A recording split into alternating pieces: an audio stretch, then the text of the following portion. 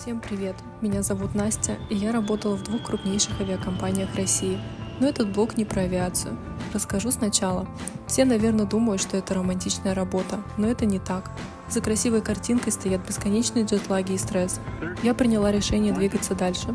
Прошла курсы по перманентному макияжу и, немного поработав, не ощущала, что это мое призвание.